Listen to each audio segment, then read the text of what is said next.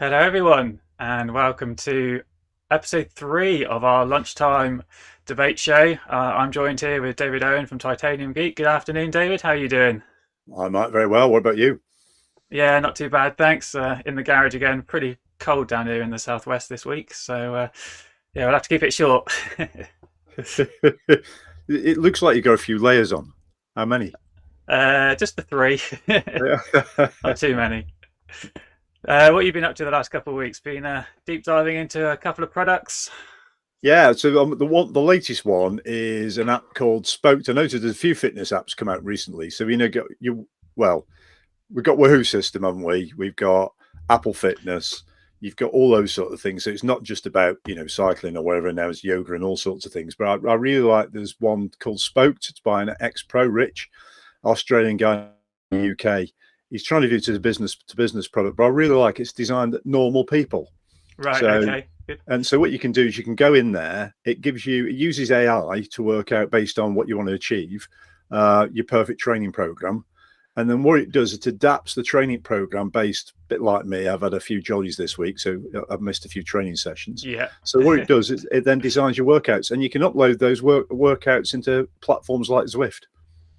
Ah, good stuff. Yes, I know that. Is it Trainer Road as well? Also had their sort of more dynamic feedback training system as well. And I think, yeah, having something like that. I know on Swift, a lot of people would complain that they couldn't sort of skip workouts, or when they have their training plans on there, or they want to do one a day early. It's really quite rigid, and there's some logic in that, I'm sure, which is that you can't train too often.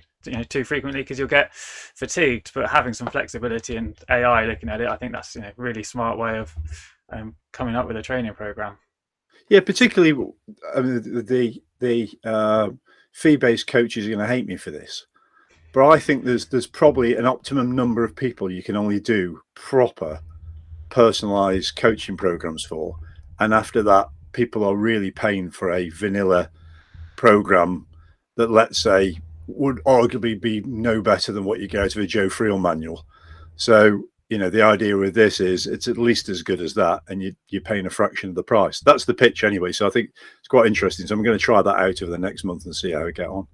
Okay, great. Yeah, let us know how it goes. We do have to be a bit careful because we do partner with a couple of training providers, so we don't want to be putting them out of business just yet. So we talked last time quite a bit about sort of verification and validation and racing with these world championships coming up with the UCI, and then sort of prize money and MyWhoosh. And in the last week, MyWhoosh have announced that they are introducing race categories. So previously it was all just everyone in together, basically racing at category A, sort of pro level. And since then they've introduced a semi-pro and amateur levels, which are based on watts per kilo. Now, I noticed even these races have pretty good prize funds applied to them. So if you finish first in sort of the amateur level, you could still be winning. It's something like £1,000 for finishing first, which is a crazy amount of money for amateur level racing. And I think it's going to be interesting to see how that develops with the sort of validation of people at that level, because I think that was sort of up to 2.6 watts per kilo. So, that's not always your sort of really dedicated athletes. That could be just people training once a week, just jumping on for a bit of a free ride. And yeah, they could be sort of absolutely cashing in if they get in there early, I think. I think there's low categories. It is arguably a sandbagger's delight. I mean, they'll get caught out of it. So I suppose they'll win once, and they've got to have dual power. So Yes, yeah. I suppose there's a purchase barrier in it. That's you've got to invest it in two power meters. But But yeah, Garmin Vectors, I saw on Sigma Sports this week, £500. So get yeah. those, get them on your bike, do a couple of races, and you've earned your money back, haven't you? And That's true. Yeah, that's a good point. That's a way of paying for your Garmin. Love my Garmin Vectors, by the way. So, but I think that's it's one of my several sets of power meters. Man, I love those. But no, I think it's good. I did try to pitch to MyWhoosh that they go on a points based category, a bit like British cycling. I would love that personally, Mark. I don't know what your thoughts are. Oh yes, I think we've discussed it at length on sort of the RGT Discord and with RGT DB, and we've got that silver, gold, platinum rating system where if you beat a stronger rider, you gain more points than you would if you beat a weaker rider. And I think having it as a skills-based category system is the best way to go. Doing it on watts per kilo, yeah, I think it's very difficult to ensure, especially at the lower levels, that people are, who they are. What's to stop someone from just getting someone else to ride for them and just cruising? There's a few different ways around it. Let's not discuss them too much, but yeah, I think maybe it's just a sort of stopgap for them. It's a way for them to make it more accessible, make it more attractive to those riders who aren't putting out FDPs of 5 or 6 watts per kilo, and perhaps in the long term they'll be looking at developing a point scoring system. Yeah, and I suppose if you've been watching the BBC Dubai Life, the Playground of the Rich, I think it's called, series, you'll just see how much money's over there. So for a Dubai-based business or UAE-based business to put £1,000 prize money for a race category, it's probably nipping to the sweet shop money for them, Well, yeah, it's also, they've just released a new virtual world as well on MyWhoosh. So the previous world was sort of around Dubai and Abu Dhabi. You had the Palm and the Yas Marina racetrack. So they've got a new world as well, which they've just been has just released, and they've had a few sort of real world promo tents that have been going around a couple of the cities, and they've had about 20 bikes with on trainers inside a big marquee with a big screen in front, and they've been running sort of real in-person races. And I think that's kind of almost what we discussed as well last time, getting everyone together for a real race, put them in the same room on the same trainers. And yeah, this is kind of just a promo thing where people can drop in, ride on the software and have a little bit of fun. But yeah, it looked like that's what we've been describing, so maybe they're watching the show. Let's hope so. Hello, Kevin. So we've got Falk in watching as well. He's got some comments. He's saying that watts per kilo, it's tricky to match the lighter and the heavier riders. Of course, depending on what sort of terrain you're on, it could be a bit one-sided as well if it's a flatter course. Yeah, we've all done it. I mean, I used, we know this is the problem in it, comparing. We've talked about this before, but comparing real life with an online platform and getting frustrated, where you're riding along somebody on Zwift on workout mode, and you can see they're doing 100 watts, and you're riding alongside them putting out 300 watts, and you can't get past them because you're on the same watts per kilogram, and you go like, oh, for God's sake! But that's just different platforms. And yeah, talking to different platforms, Virtupro, they've been expanding their multiplayer testing as well. So there's been a couple of events on Wednesday, a couple of events yesterday. There's one this evening as well. So it seems like they're really ramping up the multiplayer testing. And I know a few guys that I chat to, they've been giving it a go this week as well. And yeah, it looks like that's really starting to approach perhaps a more wider public launch in the coming months, hopefully. I know that you're a big fan of it, David. Yeah, I love it. I need to go. I keep saying I need to go on there more. I do. I'd love to, have a go at the testing and get around to it. I need to get more organised, really, Mike. But I think it's a great product. It's flipping brilliant. My plea to Niels and Tam is please just make it open release and just be agile. Don't go for perfection. Just go for agile. Let's face it, Zwift are doing London Fashion Week, so they know you can't get perfection. We're now being distracted by having a look at the dress sense of the spectators, which I think is genius marketing. So Tam Niels, you've got a great product. Please just let everybody have it. It's fantastic. Well, it looks great, but it's only available on PC at the moment, and MyWhoosh is only available on iOS devices. RGT have just gone to their one app across multiple devices. Zwift is on multiple devices. And you talk about Fashion Week in Zwift. Is anyone looking at the crowds? Are you actually looking around at the environment? Is it a case of just getting your head down and racing hard? It must be quite difficult, I think, for developers to be trying to hit all these different platforms. That's a lot of development time, but at the same time, could you just keep it a bit more basic? I know that some people really want to see 120 FPS, but on your frame rate, is that something you can see?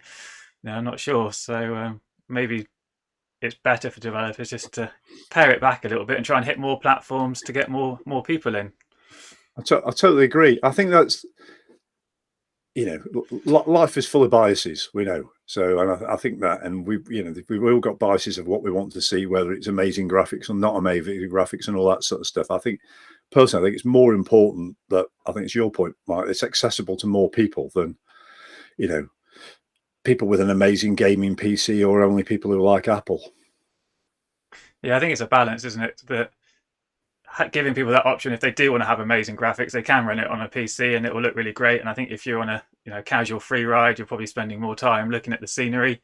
But with the racing, I'm just wiping the sweat from my eyes. I ain't got time to be looking at the scenery. So if I'm just running it on a so-called potato, then it's probably not a problem, is it? So if it means there's more people racing, then bring it on. That's what I say.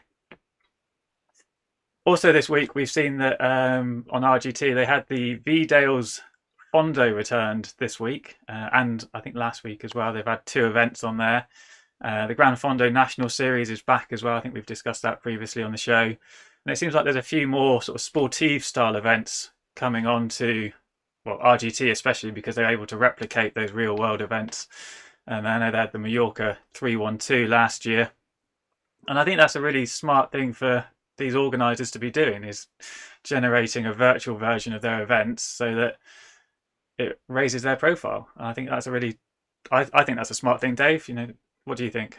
Yeah, I think it's great. Well, I tell you what, it's in the world outside cycling I live in, Mike, is about investing responsibly and stuff like that. It's the world we've got when there's massive global regulatory pressure for investment firms to invest responsibly, particularly if it goes to COP21. So when we've got cyclists going, oh yeah, I'm very green, and then jumping in the diesel car to take their bike on the roof that makes the CDA of the car even worse. Even if you've got the latest Ribble bike with the lowest CDA on top of the car, the CDA of the car ain't going to be great. And then what you do, you get to the other end and you ride, and you could have just left your front doorstep and done the same flipping distance. But of course, what do you do it for? You do it for a medal and some Instagram pictures. It's like when you step back, you go, that can't be right. Whereas what you could do is you could step into your garage, cock your leg over your bike. You can do a Gran Fondo or whatever. You can be disturbed halfway through by your wife or kids. You can step off it. You can eat real food while you're doing it. Not get rained on. Not get rained on. Not have those horrible gels. Not having a very expensive bike to do it on a bike to work scheme that you'll never be able to pay off. And then you can step back off and go back in your house. I think it's a brilliant idea. I think it's the future for sportive, some Gran Fondos. Interesting viewpoint. I'm not sure we'll have many people agreeing with you on that one. So, that's quite controversial, I think. I know I have driven a couple of 100 miles to go and do a Gran Fondo, but it's about going to see a new area, ride somewhere different to my my local area. I can just pop out and ride the same roads all the time. So riding up to Bristol or Wales, that's a great way for me to explore some new roads and maybe meet some new people as well. Well, I like the Timmy Mallet approach. Because believe it or not, Timmy Mallet is a cyclist now. He jumps on a train and goes somewhere, then gets off and cycles home. And I think that's a brilliant way of doing it. Well, I've done it the other way. I've cycled from where I live in Torbay up to Bristol before, and then got the train home. So that's nice. That's quite a nice ride as well. So and it's on the train, so it's sustainable, not in my car. Yeah, so. Good man. But we've got a couple more comments here. So we've got Will saying, yes, fair regarding the ease of getting into a sportive, how it massively misses the social interaction of the cycling. So that is part of it. And maybe there's more ways. You get it with Discord, group rides on virtual platforms, text messaging as well. It's there a little bit, but it's not quite the same. Maybe we need everyone in a Zoom room or something so that they can have a proper chinwag as they're cycling along. But it's about enjoying the outside as well, isn't it? Yeah, I guess Discord's great. Yeah, the outside. I mean, there's nothing. I've been to an event this week, a real life event, in a place in London, and it was just lovely. 3D. You can't beat 3D, Mike, we've decided. Or probably 4D. No, there's a lot to be said to it. But I think it's great just having that option to do it indoors. If you want to get a really long ride in, what great motivation to enter a Fondo and do it. Well, there's no real quitting early, is there, on a Fondo when you're sort of 50 meters from the start point, 50 miles from the start point. You're kind of stuck then, aren't you? You've got to ride home. You can't just get off your bike and go have a shower. Yeah, tell you what though, is I'm really surprised that people haven't monetized it. So you could enter, not high fee, you could enter, and then you get a little packet in the post. Yeah, and then $5 and get a real medal. Yeah, I'm amazed people haven't done that, because that would make you log in with your unique code to get access. You would do it, you'd get logged, and then you would get like you say, a medal or an SIS gel or other brands available at the other end through the post. I just think that'd be a brilliant way of, making it mass market in a way that's even more, well, not gamified, but gamified having a real medal rather than a pair of socks you'll never wear. It'd be interesting if they could sort of almost pair them up. So like the Gran Fondo National Series, I know that if you qualify for the championship event on the v-Fondo, you actually then also can qualify for the real World Championship event. So there is an incentive to do well. And the championship event is going to be live streamed again this year. I commentated on it last year, back in, I think it was February last year. Yeah, it was a great event. And I've already done one this season as well. So with the segments, it's a different way of racing. So yeah, it was good fun watching and commentating on that. But it could be that you have, you pay 30 quid because sportives are a bit pricey, but that gives you access to an online one as well. And if you complete both, or maybe you do the online one and then you get a £5 off of the real world or something like that. It could be a way to tie them together. And it's just a really good, I think, marketing tool, isn't it? If you can get onto a virtual platform, it just raises your awareness to a wider range of people. So I think that's a real positive thing for sportives. Yeah, definitely. On the sportive front, I can never understand. The reason I've never understood sportives is because there's Audax out there. I think they're amazing fun at lower cost, really. But, who am I to criticise?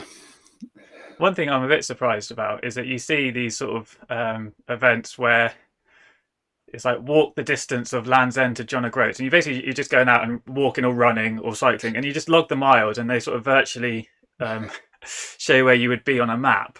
And I think with RGT, it'd be great to sort of tie that into the real course.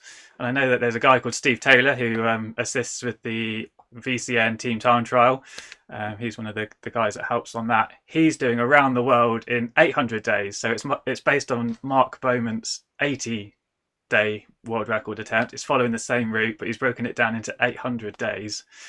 And yeah, you could do something similar, couldn't you? If everyone's sort of just logging those rides, sending it into a database or a website or something, and you could follow your progress, around the world and see who could get there the quickest. I'm sure some people would be trying to do it in 80 days, or around the world is probably a little bit extreme, but you could do the coast to coast, or John O'Groats to Land's End. So following that real terrain. Well, I did put something on the RGT forum the other day on Facebook, and the moderator took it out, and I thought it was a great thing, which is, I don't know why the moderator did this. It's perhaps they're frightened of going out on a bike. But what it is the podcast, the cycling podcast is they're trying on their Strava club. They want to cycle the distance from Earth to the moon this year in altitude. And it come off as a result of, the Ineos rider Pavel Sivakov. Somebody miscalculated and thought he'd done that in training last winter. Oh, I see. That's quite a miscalculation. Yeah, but it's great. Yeah, it was a massive miscalculation. But we could all do it. So I thought, that's a great thing. So on RGT, we know we've got all these masses of climbs that people are putting in Magic Roads and just on there anyway. I'm quite motivated because I'm on that Strava club just to go out on RGT. It's quite a nice little goal, really. Cycle as much altitude as I can each day to try and help that club to get to space. But the course would look rubbish, wouldn't it? A cycling through space course, but that's... Well, they had that April Fool's last year, which was the Rainbow Road on RGT. So it was just like a loop up in space with a rainbow-coloured road. So maybe we could get them to do something on the moon this year, a little a lunar April Fool's. That'd be good, that one. You're now through the atmosphere. Yeah, I'd love that. So I just thought Falk has commented, he's saying, it'd be easy to recreate the jog on RGT, but I'm pretty sure he recently rode because he lives in Germany, he did a virtual south to north of Germany and recreated the whole route and rode that over several days. And of course, Katie Ulette Kretzinger rode the virtual Tabor, the Trans-America bike race last year as well. So from Oregon across to Virginia, which is 4,200 miles, I want to say, as opposed to kilometers. Folk or a rider, crikey, yeah. And she did it in like 18 or 19 days, incredible, like literally like 200 miles a day. So there are people doing these pretty epic rides, and I think amazing. You don't need to do them in 19 days, but you could do them as like I say, these sort of charity events and get 100 people tracking their progress and make a little bit of a competition out of it. That'd be really good. Cool. Well, I think that's we're going to keep it short this week because I know that we're both sort of busy working people. But it's been great to cover a few different topics again this week, and we'll be back in 2 weeks' time as usual with episode 4. Anything you've got planned between now and then, other than playing with your Spoked app? Oh God, yeah. I've got a off-road half marathon coming up. And off-road half marathon. yeah, over Cannock Chase. And I've got to get my Class. running time. My running time is terrible. It doesn't matter how hard I run, Mike. It's 8-minute miles. It's like I'm running really hard. I'm not going any faster. So I've got to improve that. Well, good luck with that, How about you? and fill us in next time with how that training's going. Yeah, what have you got on? Well, I've got the final Echelon Racing League tomorrow, so it's the championship event, which is 5 laps of the Leuven real road course. So it's like 75 kilometers. Yeah, lots of punchy climbs, as we know, on that course. So that's going to be challenging tomorrow. It's the final one. It's been a really good season. Our team leader for Team Tour 2000, we managed to get him up to 2nd place on the overall GC for the season. He won the GC last weekend on the Joe Martin stage race, and that boosted him up to 2nd place for the whole season. So yeah, well done to Ben. Some incredible riding. Like, I've been riding in that series and watching the guys at the front of that race, like Ben, Brad Bickley, Kevin Bouchard-Hall, Matt Osborne. You know, I'm 3 or 4 kilometers behind them, pedaling at 3 watts per kilo, and they're going up the final climb, like basically like, you know, hitting 10 bows out of each other at 7-8 watts per kilo. And I'm just, it was watching those guys thinking, no matter how hard I train, I'm never going to get to that level. It was kind of like really impressive. But having a go, that's the important bit. You know, it's way better than the couch.